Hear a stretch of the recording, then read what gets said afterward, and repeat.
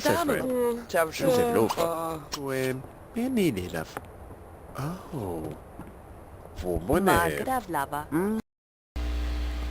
Hola muchachos, espero que se encuentren muy bien. En el día de hoy les daré a conocer un tema muy interesante. Se trata de la introducción al análisis financiero y espero que este tema sea de su total agrado. Entonces comenzaré con la debida explicación. Ustedes se preguntarán en qué consiste este. Por lo tanto, un análisis financiero es una herramienta que desarrolla una técnica de evaluación del comportamiento hiperactivo de una empresa a través de la recopilación, interpretación, comparación, estudio de los estados financieros y datos operacionales de una empresa. ¿Para qué se desarrolla un análisis financiero dentro de una organización? Este se aplica para saber cómo se encuentra la empresa financieramente, ya sea en el corto, mediano o largo plazo. Eso sí, teniendo en cuenta la etapa por la cual atraviesa la empresa y por ende su tamaño. Caso que en una empresa pequeña, el proceso será más sencillo que la de una grande. El objetivo financiero es maximizar el valor de la empresa. Este valor hace referencia al valor del aporte social o de cada acción dada por los dueños o accionistas a la organización como una inversión. Es así que el valor promedio que se tenga reflejará el éxito o fracaso de la gestión financiera. ¿Por qué es importante el análisis financiero? Porque toda organización, con un estudio previamente de su estado financiero, debe conocer la situación en que se encuentra, con el fin de, ante todo, prevenir los posibles riesgos que puedan presentarse y de esta manera anticiparse a los hechos. Ahora bien, después de conocer en qué consiste, nos preguntamos quién lo lleva a cabo. Los únicos que pueden realizar un análisis financiero son aquellas personas que hayan tenido una excelente capacitación sobre el tema o los profesionales, los cuales deben de poseer una capacidad de análisis, conocimientos de contabilidad y principalmente poseer los estados financieros y demás información de una empresa a estudiar.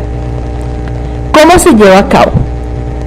Un análisis financiero se realiza teniendo en cuenta los conceptos contables, los cuales se deben aplicar durante todo el proceso. Y no solo basta tener los estados financieros, sino saber interpretarlos. También con ayuda de herramientas útiles, como datos, números y fórmulas, las cuales los analistas deben saber analizar, pero dependiendo de la empresa y sector al que pertenece. Herramientas del análisis. Dentro de estas tenemos la información contable y financiera complementaria, especialmente la relacionada con costos y formas de pago correspondiente a los 3 últimos años. Información sobre el mercado, la producción y la organización, la cual la empresa desea suministrar al analista financiero. Los elementos de la administración y las matemáticas financieras. Dentro de estas herramientas se tiene en cuenta la evaluación de proyectos, el análisis de costo de capital y por ende de capital de trabajo. Información sectorial y macroeconómica, por si se han presentado estudios de empresas similares, teniendo aspectos importantes como la producción, las políticas y los sectores tanto públicos como privados que rodean a la organización. Es así que la información obtenida y recolectada de un análisis financiero es solicitada por la administración de la empresa, ya que son los responsables de las finanzas y operaciones. A los inversionistas, porque les interesa conocer el potencial de utilidad y estabilidad de la compañía. A los bancos acreedores, a las cámaras de comercio, ya que son instituciones que deben de tener actualizada toda la información financiera de sus afiliados con el fin de llevar registros contables. A las bolsas de valores, ya que estas se encargan de evaluar la situación financiera de la sociedad. Y a la administración de impuestos, teniendo en cuenta que toda empresa debe presentar su declaración de renta con sus estados financieros anualmente. Los estados financieros, también denominados estados contables o cuentas anuales, son informes que utilizan las instituciones para reportar la situación económica, financiera y cambios que experimenta una organización a una fecha o periodo determinado. Entre los estados financieros básicos encontramos dos. Primero, el balance general y segundo, el estado de pérdidas y ganancias. El balance general representa la situación de los activos, pasivos de una empresa, así como el estado de su patrimonio. En otras palabras, representa la situación financiera de un negocio en un momento determinado, reflejándolo en los registros contables en donde los activos deben ser igual a los pasivos más su patrimonio.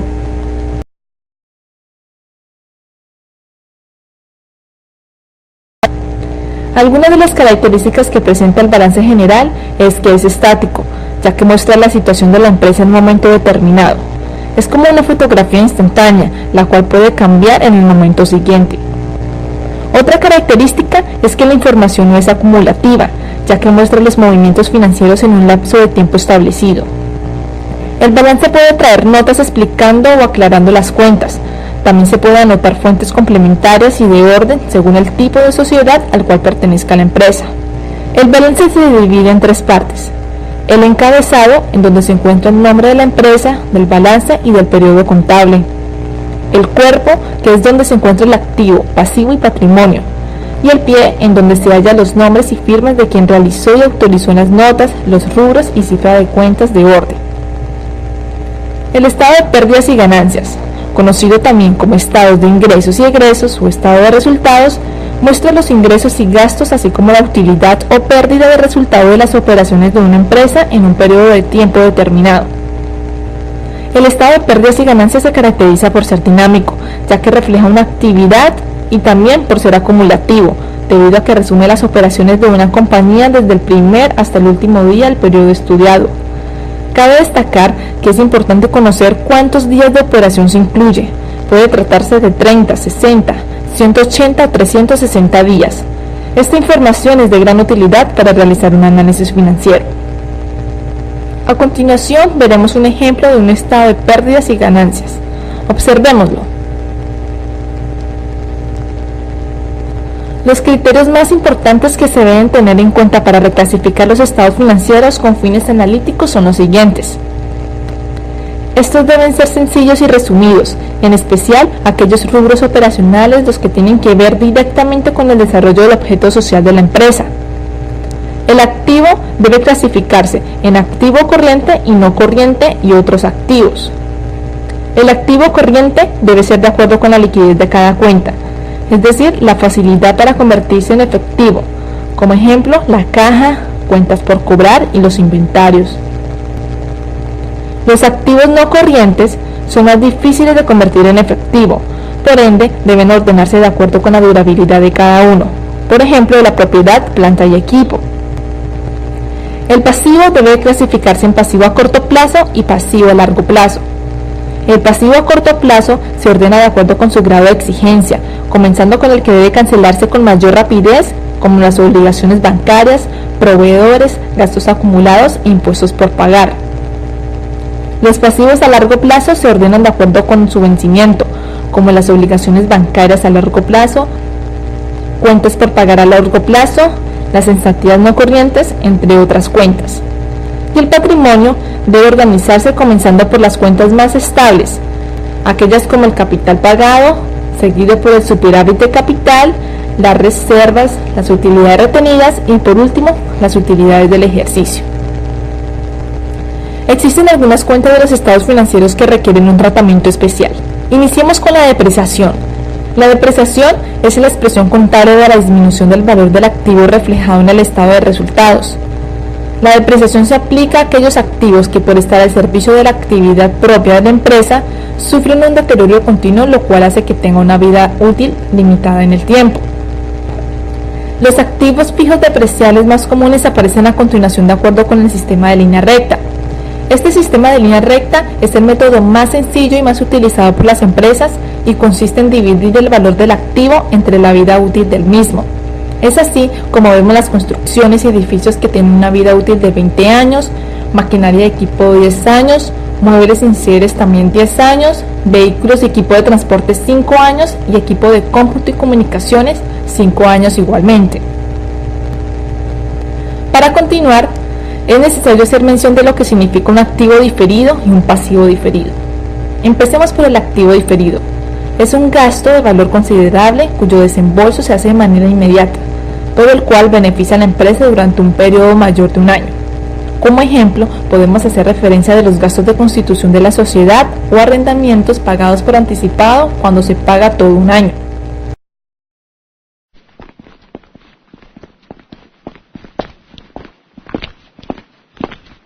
Por otro lado, la transacción contable, mediante la cual se va generando o se va llevando al estado de pérdidas y ganancias durante cada periodo, ya sea un mes o año, una parte de ese gasto, lo que se denomina amortización.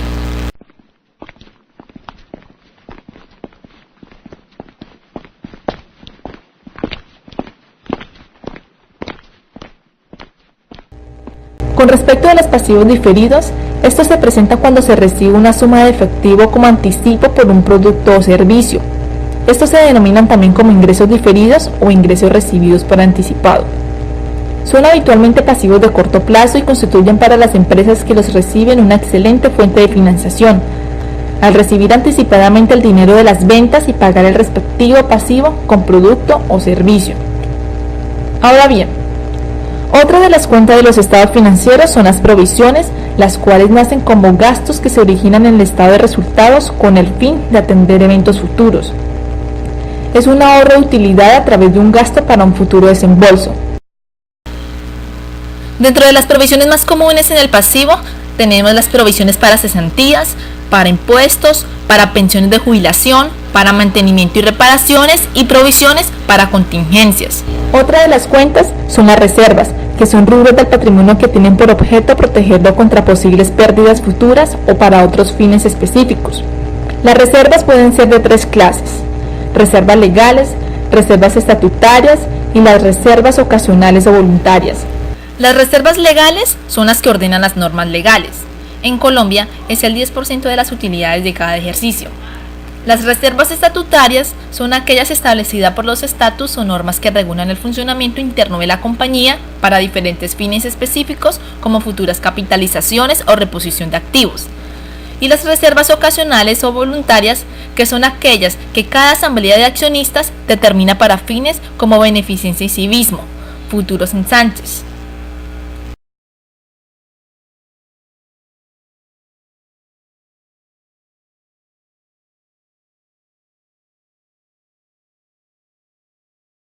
Por otro lado, se encuentran los fondos, que son cuentas del activo en el grupo de inversiones que se constituyen apartando una porción del efectivo general y asignándolo a una finalidad específica. Por último, y para finalizar esta lección de introducción al análisis financiero, tenemos las valorizaciones, que son cuentas del balance que registran el mayor valor de los activos fijos en economías afectadas por inflación. Se contabilizan con base en un evalúo comercial que debe ser realizado por una firma de reconocido prestigio y conocimiento técnico especializado. El valor que se registra como valorización es la diferencia entre el costo histórico, es decir, sobre el costo sobre el cual inicialmente se capitalizó un bien en la fecha en que fue puesto un servicio por primera vez, y el valor comercial.